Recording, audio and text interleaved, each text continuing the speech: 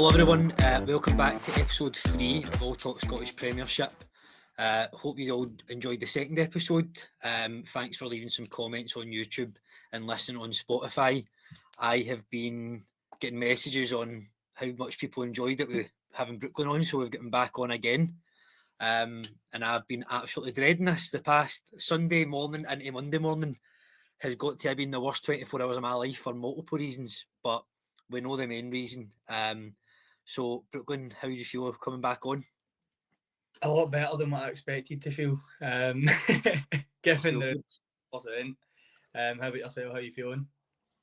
I'm all right. Obviously, I thought we were going to do it yesterday, but I thought it'd be better to let it simmer a wee bit.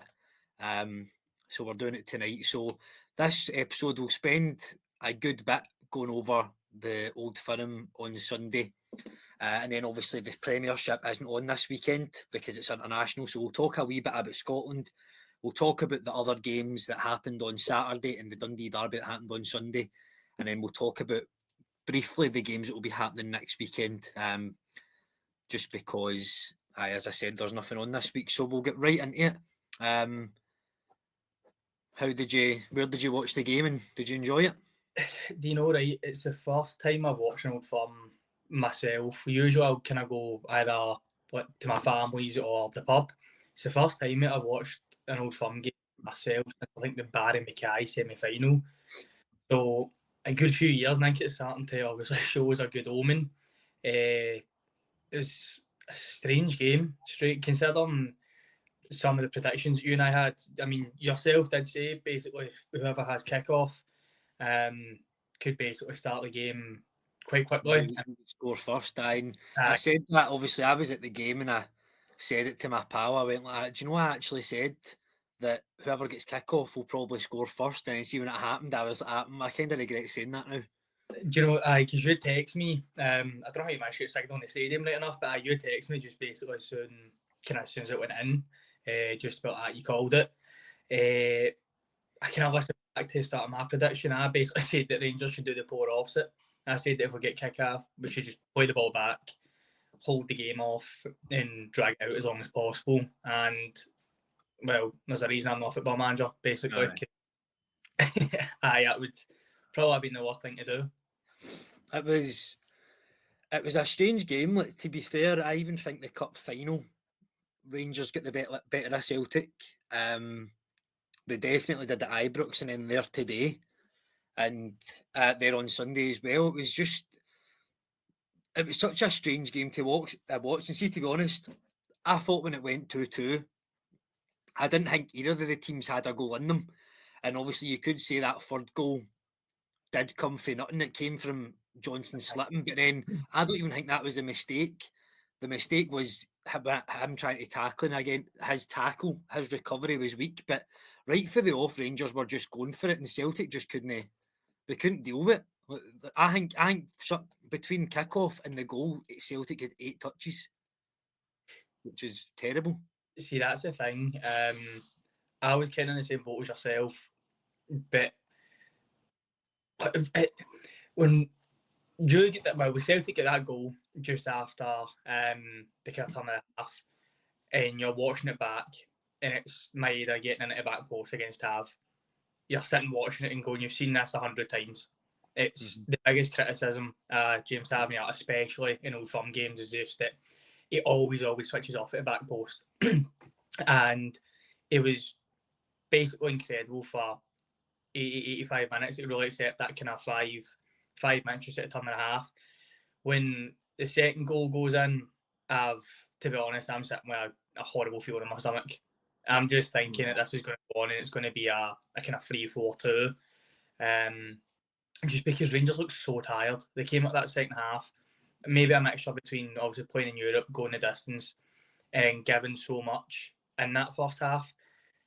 They just looked dead in their feet. Yeah. So the minute the Hatate goal went in, I thought, nah, that's it. It's game over. And I could not have predicted the fact that Rangers would go on to win, especially with a goal with basically the last kick of the game. I know, I couldn't even really pick out any pass marks for Celtic in the first half. Like, I kind of gave McCowan praise in the first half, but it wasn't pass marks. It was just he was trying to get on the ball. But see, when you're getting on the ball and you're giving it away, like 50% of your passes. I thought obviously I know he scored, but I said to Tati, like past 4 or 5 Old Firm games, we've just passed him by. Kuhn, don't know what has happened to him, but that was a terrible performance. I'm actually Rodgers actually sometimes gets scared hooking folk at half time. I think it was the Hibs game where we were getting beat. He kept people on. I think it was Greg Taylor was one of them, and he kept them on. And you're just like, just be brave and take him off. And then he took Kuhn off, and then see when Celtic get that first goal. Like I felt like Jota just was too scared to get on the ball. I feel like when Jota get moved to the right, he was too scared as well. I thought when Yank came on, you could see a difference, but Celtic just weren't at it. Even Maeda, he came into the game a wee bit, but Rangers dealt with Celtic so good. Like the way they played, you would think they were top of the league. Well, the thing is, for me, again, watching the game, like I said last week, I don't really watch too much of Celtic, but you're seeing the kind of stats that Kuhn's putting up this season with goals and assists. You're kind of, obviously, I watched wee bits of the European games against Bayern, even looked sharp against a team like Bayern Munich. And the commentators on Sunday summed up perfectly. He just looked scared. Like every time he didn't want to beat his man. Whereas, and that's the thing I felt, I mean, you don't feel bad for an opposition like that, but you look at the proper start, and it was maybe in the kind of first 30 minutes, it was 67% of Celtic's attacks were coming down the right. I think there was less than 10% coming down the left where Jota was. The minute that Celtic started to get Jota involved in the game, you started to create a few more chances. There was the one where he puts it through the ball's legs, cuts inside, hits it for about 30 odd yards, and it's not a million miles wide. It was close. The one where he drops the shoulder, puts the ball into the back post.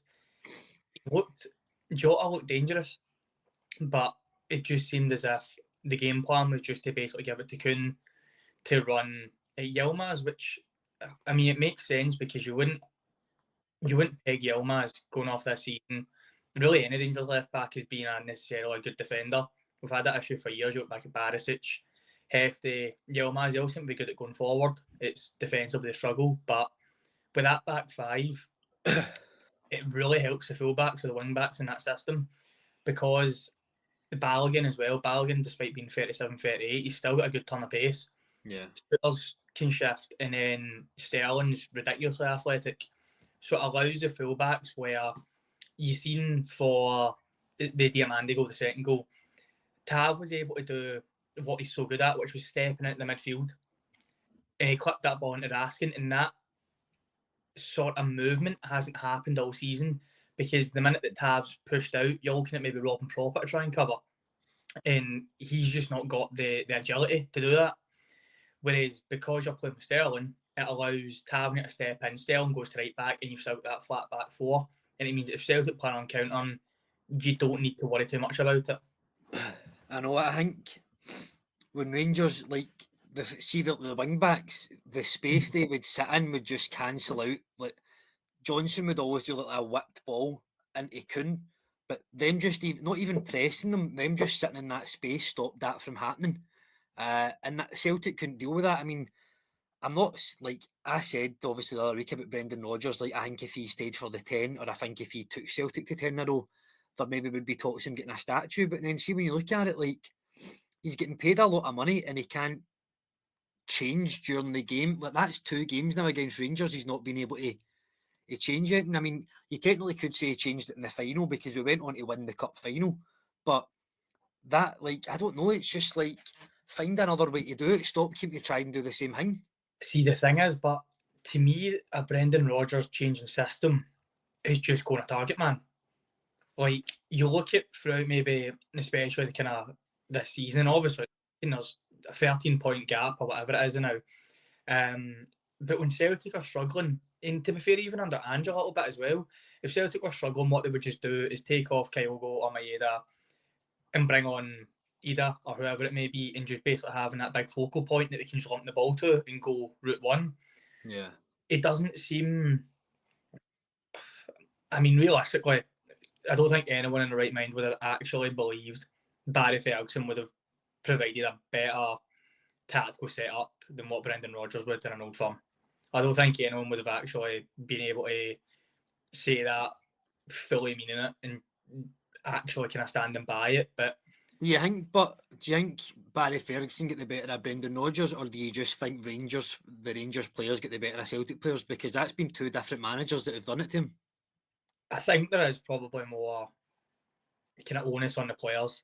I think it was more the players gave everything. Like you look at Raskin especially, he was everywhere.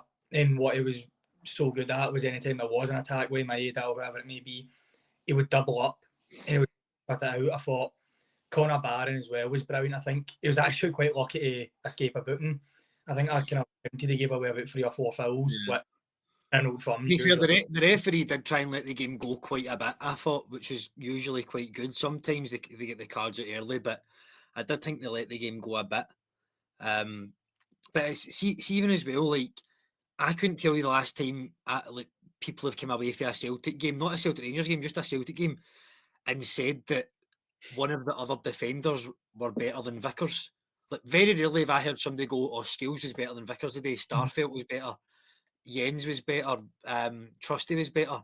And I know it was he conceded 3 goals and he was bang average, but Naroki walked away for that game being the better centre back, and I felt sorry for him because I like him. I always remember at the Celtic Rangers game where Bernardo and Kyogo scored. Stephen Welsh started, which instantly tells me Stephen Welsh isn't a bad player, but Rodgers has brought this guy in for 3 odd million, and he's still putting Stephen Welsh in over him. But he got injured. Naroki came on, and he started the second goal. He fired into O'Reilly's feet, who gave it to Kyogo. And I liked him. Obviously, he had a shocker up at Aberdeen one day where Miovski scored, but I think he's only maybe played about 45 minutes in the past year and a half. Like, how much would you actually be shaking yourself? Like, you've played That's 45 minutes of football, and then he goes, look, you're playing. that's the thing as well, right? It's people always say again, we've all played football. The idea that you can be fit, but do you have kind of match fitness, match sharpness? And like you're saying, he's barely played in the last 18 months, and like it happened before he came into an Old Firm, just out the blue. And before, when the team got announced, and I seen obviously McGregor wasn't involved, which you actually did call, and I seen that the Rocky was starting. I thought, right, that's Inside knowledge. apparently so, aye. But I looked at the Rocky and I thought, right, that's a point of attack, especially with how good Tierney's been. I went, if you can get in between, if Schlupp wants to push high or goes into midfield, you isolate him in a 1v1. But it looked as if he read the game really, really well. And I think he was just actually unfortunate that he was, like you're saying, he played quite well, but you concede 3 goals, so it doesn't really mean anything. See, I think you could tell he was nervous, but because see in the second half, he would never, he would very rarely go out left. He would always give it back to Vickers.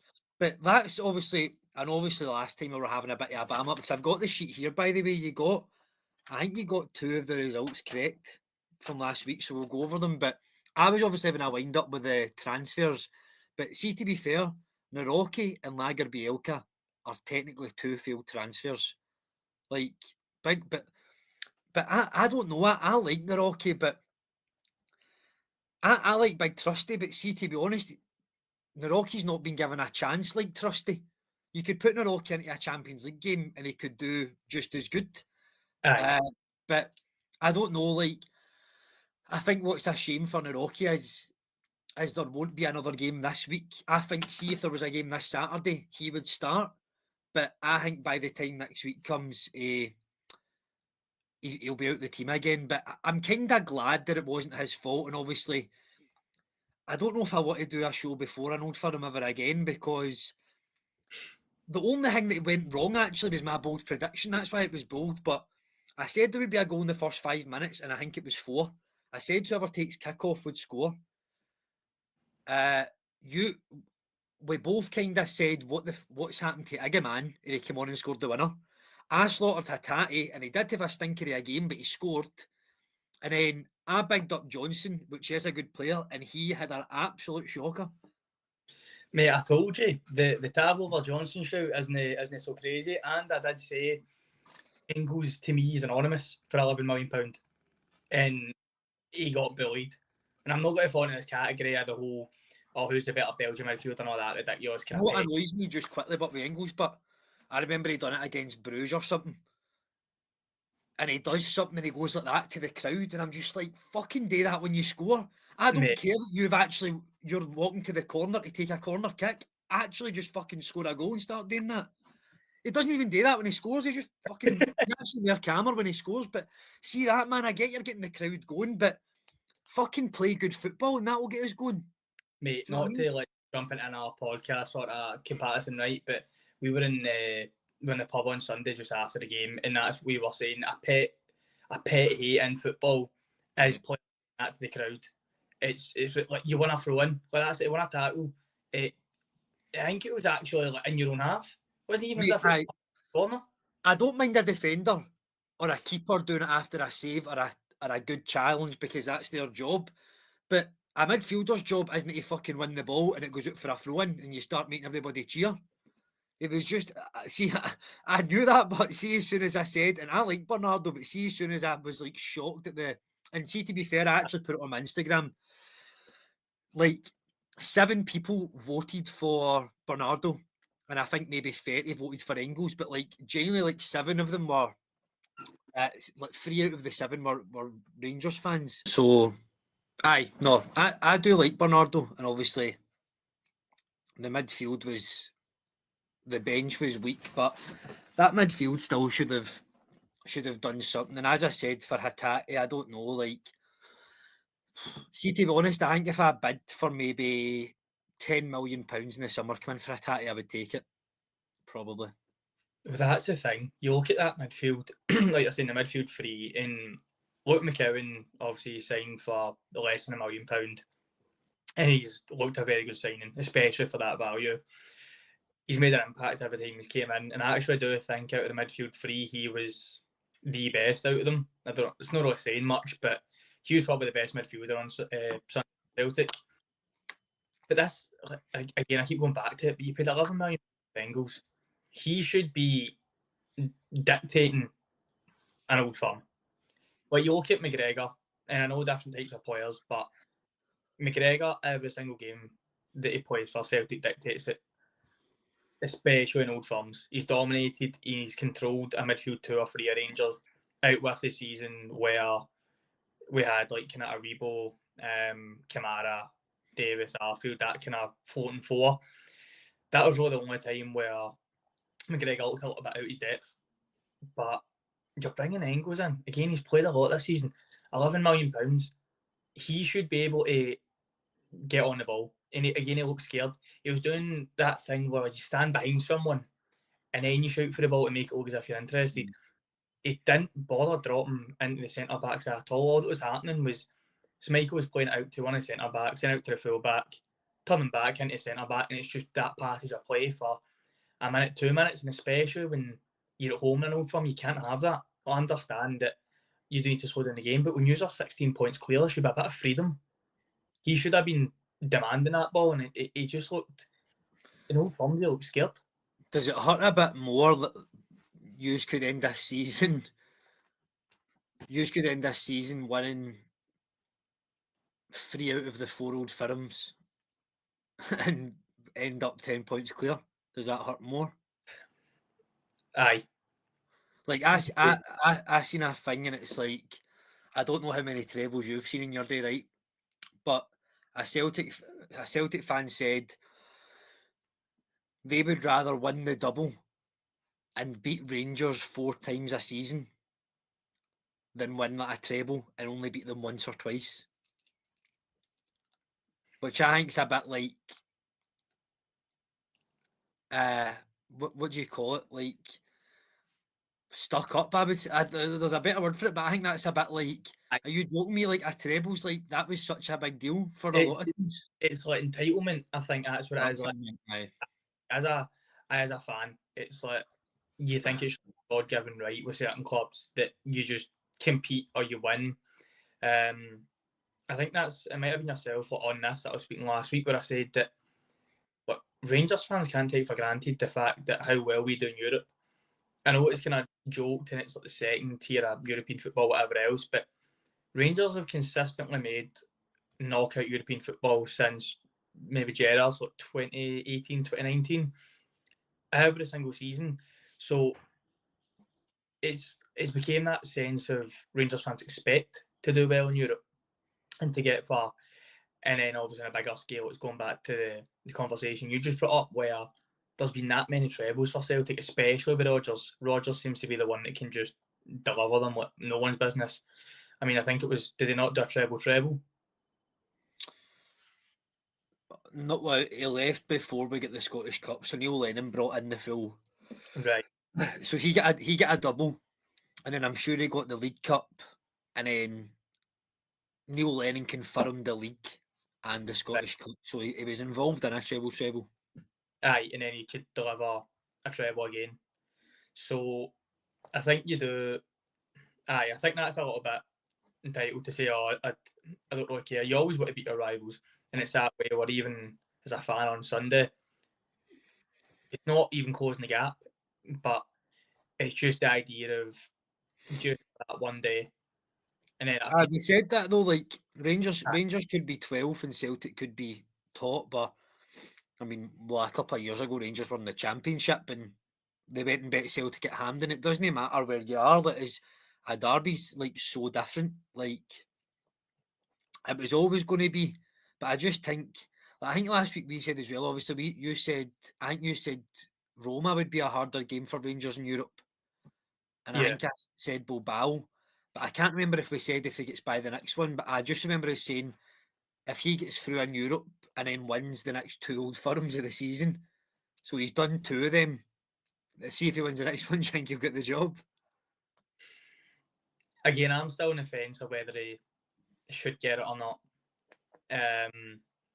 Just because again with the takeover coming in and how many times as a Rangers fan you can't get too carried away.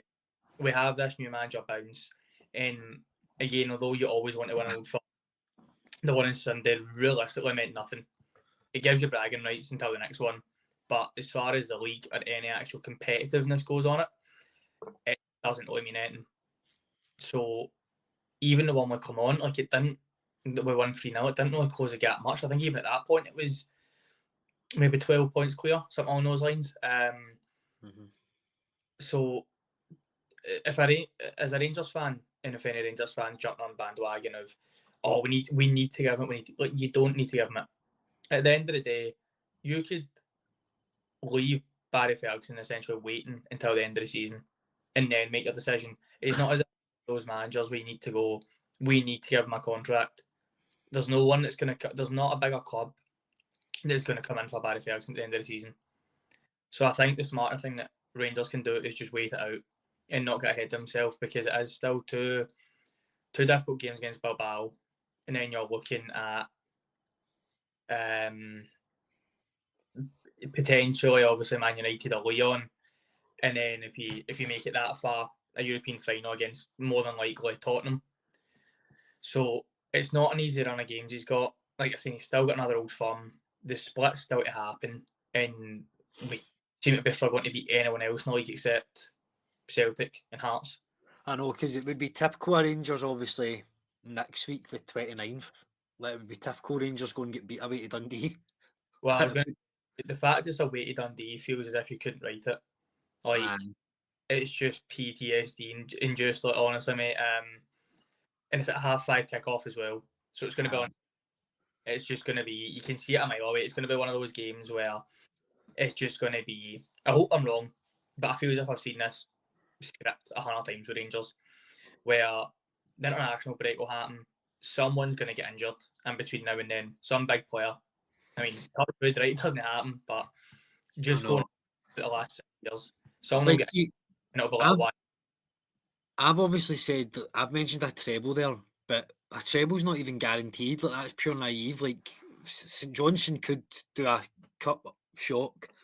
If they don't, Aberdeen or Hearts won't be easy. But I think now, like, and I don't think this is Celtic fans like expecting too much, but I think, see, from now to the end of the season, I think Celtic need to throw in some like real incredible performances. Like, people even said it, like, they beat somebody 5-1. And I think they beat somebody 5-0 just recently. They beat Aberdeen 5-1 and they weren't that great. But No, St Mirren as well. Might be wrong, but I think he's maybe trounced St Mirren once or twice this year. Oh, that ended 5-2, I think, didn't it? Or 4-2.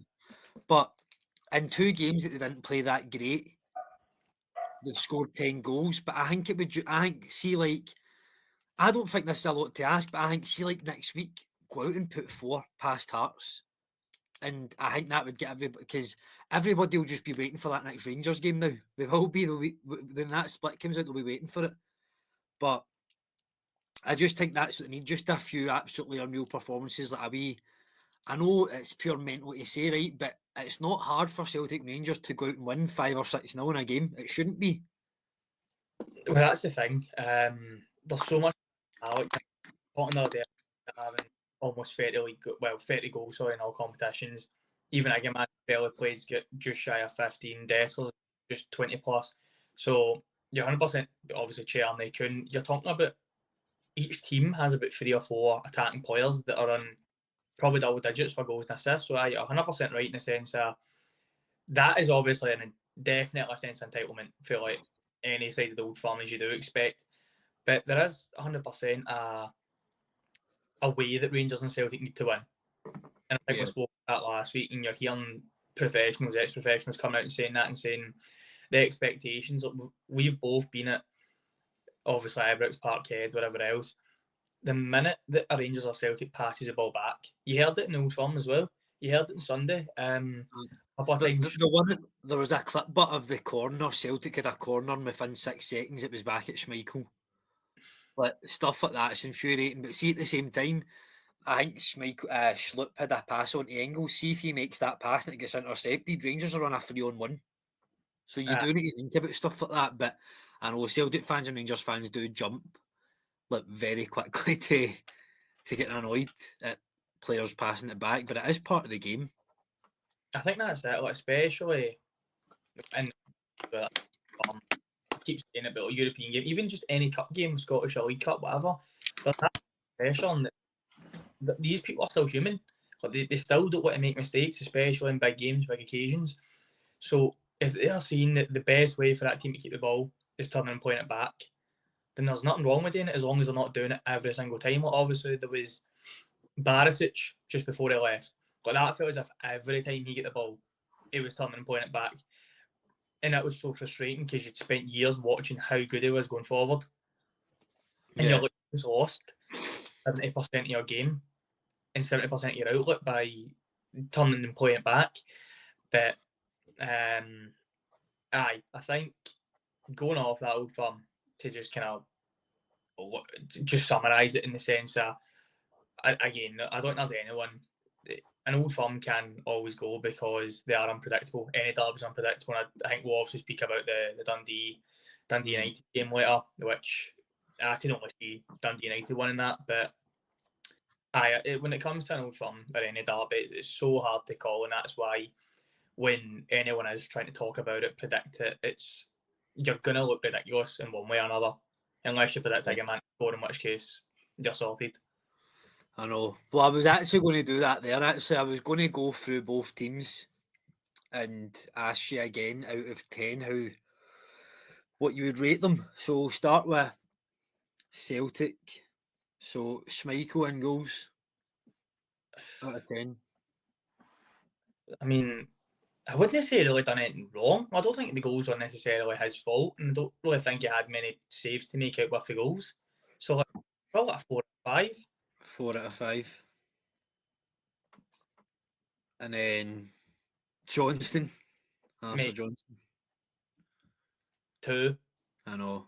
I understood that he slipped, but then his recovery was just so weak, and then obviously he had that chance right at the end that he actually probably should bury. I don't care if you're a right back, you should still finish that. See, I'm not having that as an excuse. He is a right back, but he's in the box. So you need to be scoring that, like, or even hit the target and hopefully it goes in. But Carter Vickers, I'd say that's the worst game I've seen Vickers play for you. Definitely is. I think about a 4. It's hard to give anyone over kind of half. Naroki. As I've just said, it's hard to give anyone over half. Probably about a 6 or a 7. Again, given the circumstances of what he get brought in, I think he actually done really well. I mean, I genuinely think Schlupp's a 1, by the way. I was going to give him all right. No, I don't. No. I thought he was poor. He lost his man for the first goal, and he kept kicking the ball out of play and stuff. I thought he was poor. No, thinking back on it, it's funny you're saying that because I think I was saying after the game on Sunday that Celtic fell victim to what has been happening to Rangers all year, with the gap between the fullback and the centre back was far too big. Aye. And that's obviously when Tavernier clips the ball into Raskin, that gap is massive. Aye. It's huge. So if you're going with a 1 or a 2 for No, it's hard. I'll give him a 2 then, make it even number. Luke McKeown. 6, 7. 6, yeah. First, I would agree with that. he looked, as you said, he looked to get on the ball. He looked to create things. The ball through to Hatate's a good pass as well. Aye. So, You've done well there. Engels and Hatate. Engels at 1, mate. He's I lucky. can't stick up from this week. I can't. Nah. And to be honest, mate, I think he might have pushed that 2, but that whole fucking gesture at the crowd puts him doing 1. I know that it needs to stop. Hatate, I would give like a 3. I don't even care that he scored. I was going to say, I think the only reason he gets a 3 is because he scored. Aye. I think he was pretty anonymous. I'll just do the starting, like the starting lineup. Aye. Kuhn. Mate, 1, 2. I think he had maybe 1 or 2 flashes, but Aye. And then Jota and Maeda. I thought Maeda was quite good in the second half. Like he dribbled by a few people when he got balls into the box. I'd say Jota, but a 6. There was a couple of ones his touches were quite rusty. There was one where it looks like he just passed the ball at the park. Yeah. I thought he looked good at points. I thought the second half, after his assist, he just started hiding. It was as if he was too scared to get on the ball, hence he gets subbed. But it's the past 2 years of his life, he's barely played any football. That he needs a pre-season under him, and I reckon you would see him finishing 90 minutes. I don't think he's actually finished 90 minutes yet for Celtic. I think Celtic fans knew that when you signed him. What you're saying, he's been like a 2-year hiatus for football, whether that's obviously through choice or just through fancying him. But he went to play third games to playing none to obviously back at high level competition. So it's going to take him, like you're saying, a pre-season until you see the best of him again. Say about a 7, because again he didn't shy away. He kept looking for the ball. He kept trying to be direct. Created a few chances. It was a good jump for the header as well. So maybe a 7 or an 8. Aye, I thought he'd done all right in the second half, especially. Jack Butland. 7. 7. His distribution still horrendous, but the save at his first effort and then the header from the Rocky are both good saves. So he made a save for Schlupp as well. It was quite good. Aye. Balogun. About a 6. His passing was poor. Again, his speed and recovery did help us, but there's a couple of times where he passed the ball straight to the Celtic attackers, and you're just like, you can't be doing that there. I think maybe the Suter and Sterling are maybe on both on a 5 or a 6. Them two, probably give them a 6. Can I tell you? Better be bamming me up. No, seriously, mate. You're telling me, right? Sterling, who cleared the ball off the line. I'm getting on. I was about to say, mate. What was one? I was about to say that's criminal. No, aye. I'd say Suter probably gets a 9. For Suter, and then I'd say Sterling probably about a 7 or an 8. 7. And then the two wing backs, Yilmaz and Tav. Yilmaz about an 8. Do you know what? He didn't stop. He kept it. Even in the 90th minute, he was still bombing up. Tav probably about an 8 as well. Tav. And what about Barron and Raskin? Barron, I don't know. I'm not just I know Rangers won, but I think the game passed by Barron a wee bit. Do you know? I was going to say Barron probably gets one of the lower ratings because he gives you a lot of energy off the ball, and that can't be really underrated. But at the same time, it's one of those ones where Rangers fans, the support appreciates him so much just because how hard he was trying when the rest of the team was hopeless around him. Mm-hmm.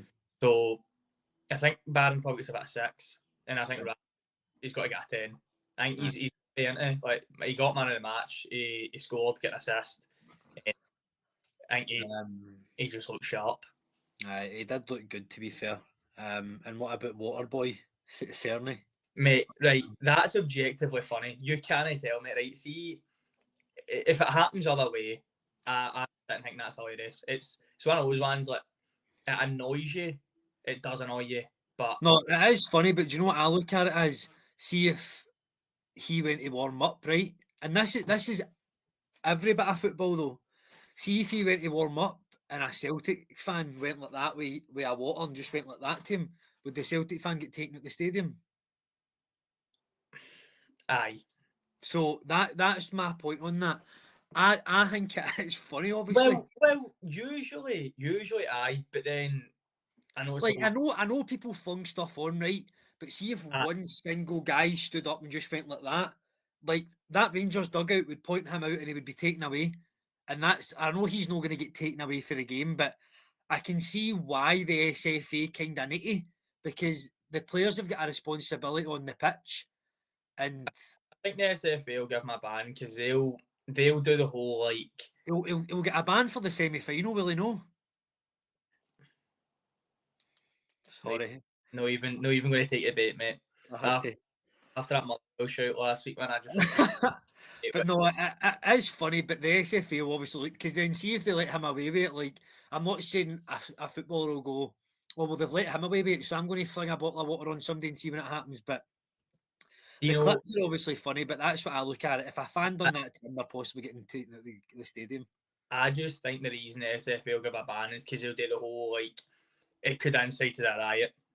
I think that that's the whole thing that they'll say. Like, you look at obviously the stance that the SFA have like pyro, never mind anything, which it is ridiculous. But I think as well that there's got to be a thing nowadays where there has to be a section of the stadium that you can have pyro in. It adds to the atmosphere, especially when the Green Brigade weren't even allowed to the stadium. That's also objectively funny. No, but see stuff. What actually happened with that, right? Because obviously you see bits and pieces on social media. I think they do that a lot for not just for Old Firms. They do that for a lot of games, and they get told they had to wait a lot long to basically because Rangers fans were in Celtic Park from 10:30. Aye. Well, they basically get told they had to wait until every other Rangers fan was there. But then, I don't know, the Game put out a statement saying fans weren't even doing anything. They were getting held for even longer than what they needed to be. People who had masks on even took the masks off to comply with police and they still never let them go. So I know Rangers fans would find it funny, but obviously the Hibs Ultras, they put something out as well, and they actually put something out about 4 games. And obviously it's not not fair because they've paid money. And look, see if they were causing riots, I'd understand if the police went, look, you're causing it out here, so you're going to cause it in there. But they're standing waiting to go to a game. Like, people have paid money, people have taken days off work the next day because they want to go out and enjoy themselves. And I know they maybe did go and enjoy themselves somewhere else, but it's unacceptable. Like, some of the guys probably haven't missed a game for years, and then they're getting made to miss the biggest game of them all. So that's the thing as well, right? You've got to look at that and think there's probably some boys that are in the UB, the Green Brigade, whatever the Hibs one is, that aren't actually there to cause trouble. It's just their mates who've been in it, or they've been in it for years, or they just like sitting in it for that atmosphere. So there is boys that actually will, just like you're saying, go to the games that just could even like just normal life, normal people that are getting held just for the sake of who they're associating with and whatever else. And it goes back to that whole argument of the kind of classism that goes on in Scotland now around kind of like football fans, where I know it's an argument that's said for years, but like you can have a pint. So obviously Scotland national team are playing next couple of days. We couldn't go to the game on Thursday or Saturday and Sunday, whenever the next one is, and have a pint. But if the rugby was on at Hampden, whether it be the Glasgow Warriors or the actual national team, can go and get as pissed as you want. I know. So, it's that way, but it's, as a Rangers fan, obviously it's funny and whatever else, but it's the same obviously when the next Old Firm comes around. Celtic fans are going to be back at Parkhead, back at Ibrox. Sorry, if the Union Bears are the ones that happens to, every Rangers fan's going to be raging. Aye, it's And not also, fair because, as you said, kids, like young people, are probably just there, like, because they think, "Oh, I'd love to be in that, like, sing songs and just." I mean, even like you see videos of like kids, they ask for like a drum for their Christmas just because they want to play like the tunes, and then like they're getting like held back for it as well. I mean, they're probably not complaining with the result that they missed, but it's still not fair. So it'll be interesting to actually see what happens with that and what happens with Waterboy Cherny. mate, do you know what's that way as well though? Like, both sides support have been claiming for years that you want fans back as the atmosphere, and then you get fans back, and then they take fans away. So you're not actually even, we're still yet to get an Old Firm that feels proper like an Old Firm. Aye, I know. Which, because you're thinking that it's taking a step in the right direction, but the Cherny thing's hilarious, but I do think, unfortunately, the SFA will do so, because, I mean, if it's true that Celtic have went to the police about it, whether it be the club or fans or whatever it is, that's even funnier. Like, So is he getting a -10 for his antics then? mate, do you know the thing is, right? He actually wasn't even that good. No, I don't think it was. I generally would have given him a 5. I think probably about a 6, because again, it's that work rate and energy off the ball. But you know, I can't look past, again. See, he's a professional football player. You should be able to be 2-footed, and I know, right? I'm not expecting Cherny to clap it over Schmeichel with his right foot for 25, 30 yards and it go in, but he didn't look confident at all when that ball got knocked to him. Considering how good he's been all season and he has played with confidence, he just didn't look sure when that ball came to him. Yeah. And he obviously tried to take it in the line, and then the cutback as well. That's what annoyed me. He didn't take the initial effort on his right foot, then checks down the line onto his right foot for the cutback. Aye. So he's not been confident, and then he's thought, you know what, no, I need to do something on the right foot, and then obviously the Rockies get back well. But enough about Cherny. Probably about a 6 or something. 6, and then Diamande and Dessers probably about 7 and 8, two of them. Dessers, probably, but no, do you know, I'm going to mark Dessers down. Dessers getting a 6 because when it was 2 each and we played the counter attack and he tried to do that chop inside, and it was Arfield on commentary, and they said that basically Rangers fans will never feel appreciating because it doesn't do it.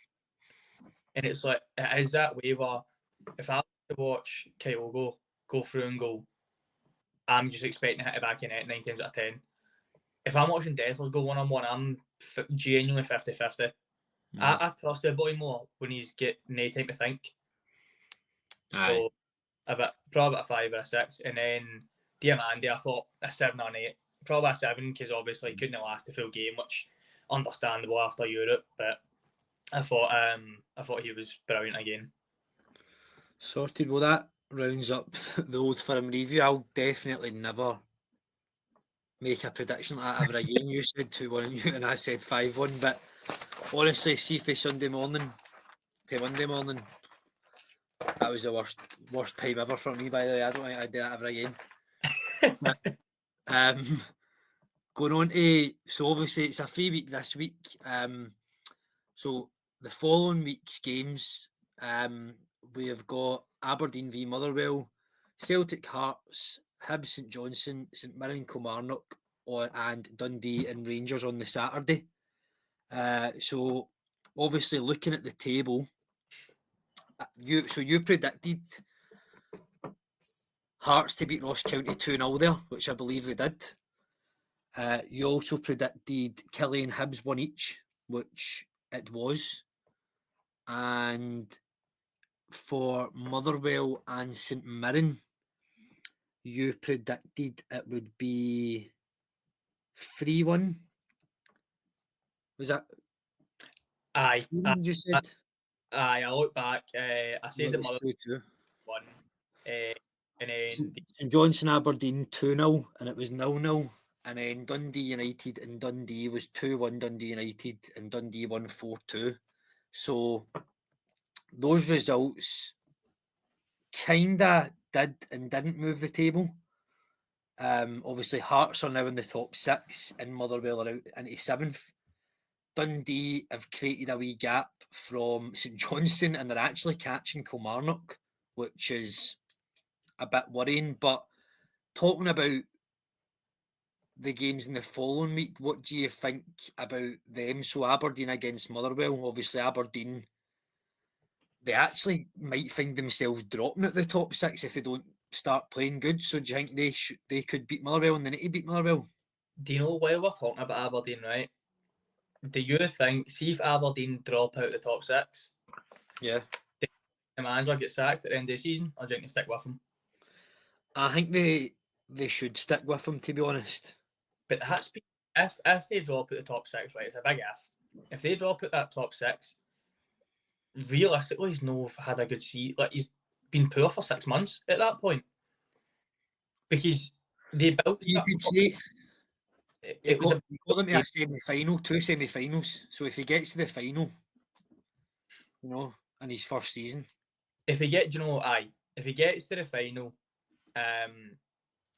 then they might look at keeping him on. But I think, see, if he gets to a final, it'll get kept on. But I think, see, if he struggles to pick up points come August in the season, I think he'll be gone by September.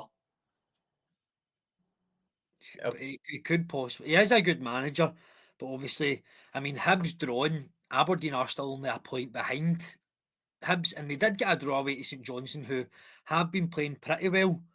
But you'd still think Aberdeen should go there and win, and they never. But obviously, Dundee United losing as well. 3rd, 4th, and 5th place never moved at all. And then obviously Hearts overtook Motherwell.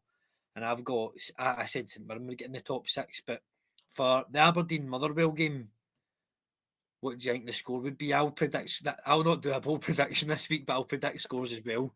So I've got a score in my head and I'll write mine down, and you can tell me yours. So I think 2-1 Aberdeen. Just going back just the last thing talking about last week, I did say that St Johnstone would struggle to score, so I'm thinking that's an incredible shout. Might not be right, but shout. Aberdeen Motherwell. I don't see Aberdeen win it. I think it's either going to be a Motherwell win or a draw, and I'm gonna go 2-1 Motherwell. Oft, you went opposite of me. Okay, and then obviously Hearts getting that win, taking them into the top 6. You got that one right. They travel to Parkhead, so Celtic will be wanting to kind of get back to winning ways and prove a point, and I think that's a game they could prove a point in. Do you think Hearts they'll probably go and give a good game, but do you think they get something? Nah, I think Celtic are going to do that thing where they need a reaction. Mm-hmm. It's like you're saying, it's at home as well. I think Hearts will score. I quite fancy with Wilson, Shankland, and then the other, I remember his name for the life, mate. But so it's a good front line. I think it'll be 4-1 Celtic. Fuck off! I've wrote 4-1 and all. I think there's a point to prove. I think Maeda could. I think you're probably looking at the front three will score. I think Maeda will get 2. That's my. It's not necessarily bold, but I think Maeda will get 2. Jota will score and Kuhn will score. I think three will score. Do you not think Yang will start? Do you? Again, I think Yang will start next week now. Wait, you're right, rough, because I feel he's been used for about 2 or 3 years, and your fans are up and down on him. Sometimes he comes in and looks brilliant, and apparently he just looks void of confidence. I thought when Yang came on in Sunday, he looked really good. He looked really sharp. I thought. No, I agree. I think he did, but I think it was last year. He came on at one point. I can't remember what game it was, but apparently, I think he scored twice or something. And then it was clamberings from the start, and then he kind of went missing for a while. Didn't really get involved. Then I think I had quite a good in a European game, and then I thought he looked quite sharp. But again, those did look good, but did it just look better because how bad Kuhn was? I don't know. He's been performing well the past couple of weeks. I actually thought he would start against Hibs in the Scottish Cup, and he never. But he's still. I think he's maybe early mid-20s, and he does have a good bit of sharpness about him. Mm-hmm. But I just think the way Kuhn performed there, I think Yang deserves to start. But I do agree with the 4-1 shout because I did actually write that down for mine as well. So, we both went opposite for the first one, the exact same, and then Hibs obviously conceded very late on away to Killie, but still went to Killie and got a draw after getting their first defeat off Celtic in a while. Do you really see it other than a Hibs win here? Well, my exact words were I don't see anything other than an Aberdeen win against St Johnstone last time, and I was proven wrong. But I'm going to double down. I don't see anything other than a Hibs win. I think it'll be. I think it'll be 2-0 Hibs. Okay, I've went 3. Well, I think if St Johnstone lose that and Dundee beat Rangers, I think that's St Johnstone down. And fuck, do you know what? This will be my bold shout then. So the next game is St Mirren Killie, right? So I think that would be 2-1 to St Mirren. And then I think Dundee will beat Rangers, and that would put Dundee above Killie. That's my bold shout. I think deep down you think Dundee will beat Rangers.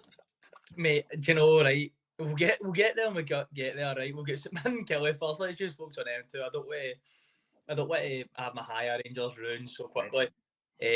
I'm saying St Mirren Killie for each. For each? Fucking hell. Mate, I'll take that. That's got to be. If any more kind of bullshits between now and the end, I'll be throwing them out. But I think that's going to tune into that game somehow. If you think it'll be 3-3. I'm telling you, there's no rhyme or reason to why I think it's going to be for each. Well, it could be a shout. I do kind of like both of our predictions for all of them, by the way. Obviously, we're not far off. That one's the only one we're really far off each other. And then the next one we might be as well, to be fair. So Dundee Rangers. Right. Hear me out on this, right? Just hear me out. I'm going to say 3-1 Rangers just because that's what I want it to be. Right. But I've got a bad feeling, mate. It's a 1-0 or a 2-1 Dundee. I've wrote 3-2 Dundee. I think 3-2. Mate, you know what it is? It's just like I said, kind of right at the start. The Rangers way, if you will, the last couple of years is a massive high against Celtic. Will it be in a cup or a league game and then going and shit in the bed and see. Literally in January, he went away to Hibs after beating us and drew 3 each. But mate, away to Dundee at 5:30 on a Saturday night is not what you want to be doing. You going out for a baby to watch it? Do you know, mate? I might actually. I've not really given it much thought. That seems like a million miles away. We've got to sit through an international break that no one cares about first. No. So, but I keep forgetting. I keep thinking this week, but it's no.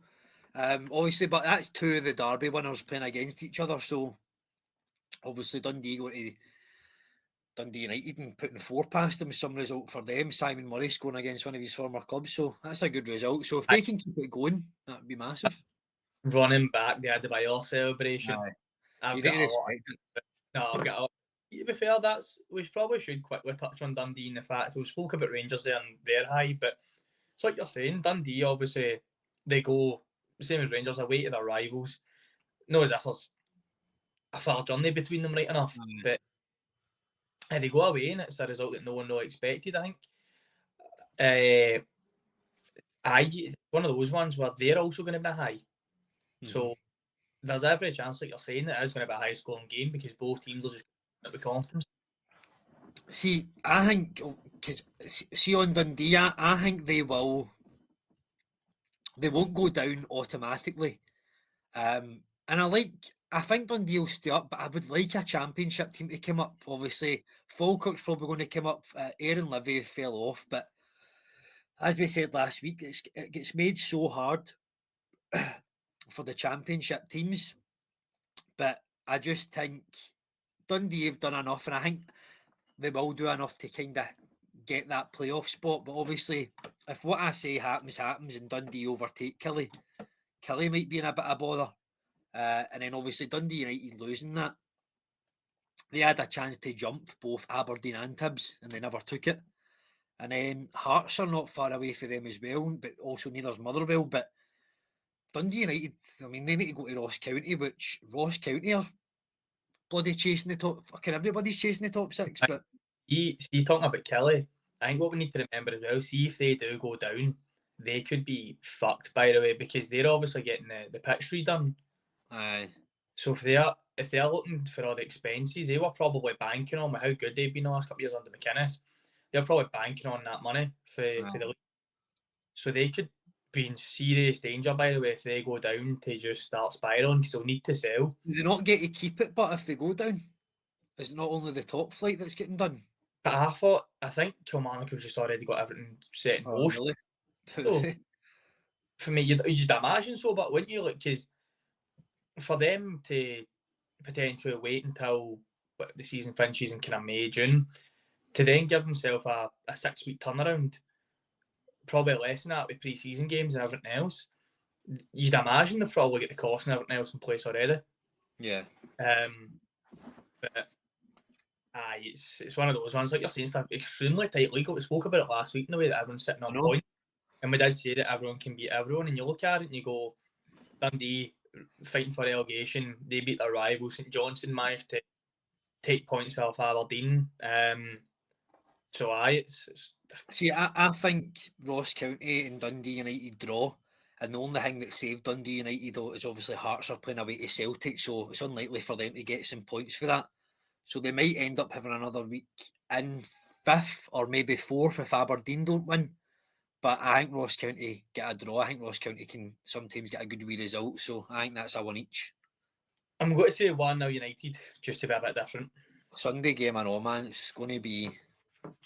Do you know that? I was trying to find the fixtures and I was looking on that live score, and the amount of times I looked and I was like, right, everyone's playing on Saturday. And it took me about 10 minutes to realise I was counting down. I was like, no, it's only 10 teams. Couldn't find the relief for me. I mean, I don't know too many people will be dying to tune into it, but a few rough heads might if MD's going out this weekend to watch some football, but I definitely will maybe tune in, I don't know. Or it's not even this week, it's next week again. I keep forgetting. See, I miss it. I like Scotland, I do, and we'll not touch on them for long. We'll just give a wee predictions for what I think the score will be. But I do like Scotland, but just pure let the season finish, man. See this international break. Right, let's, before, just the last thing before we move on to talking about the national team, Lyle Cameron is going to obviously, what reception do you think he'll get? Dundee boy, obviously just announced for Rangers. Rangers fans are going to be there. Do you think it's going to be one of those ones that the Dundee fans will be a bit iffy to cheer him because he's playing against... Written in the stars for him to score or assist or get sent off. Something mental's going to happen. Mate, that is actually why I brought it up, because I feel as if, right, let's bank on it. Let's make that a bold prediction. Out of that game, what is Lyle Cameron going to do? Who wants to I'll say he'll score and get sent off. If he scores, do you think he'll celebrate or do you think he won't? Aye, 100%. What if he scores and doesn't celebrate? It'll be an Andy Halliday breakdown Mark 2. It'll be in the papers, it'll be in Super Scoreboard and everything. I know. That's too bold, actually. I'll say he gets sent off. What do you think? I think he gets... I think he gets an assist. Assist, right, okay. Be involved in the goal. And then you'll want to move on to the international break, unfortunately. So obviously, just a wee quick prediction to obviously finish off.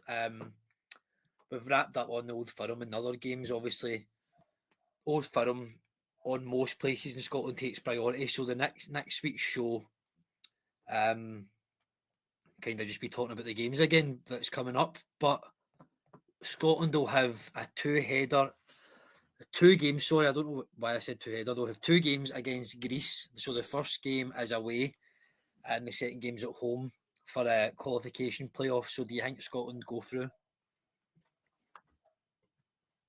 I actually don't know, mate. Because obviously Greece are decent. Last year or so, they've looked a lot better. They get a result obviously at Wembley.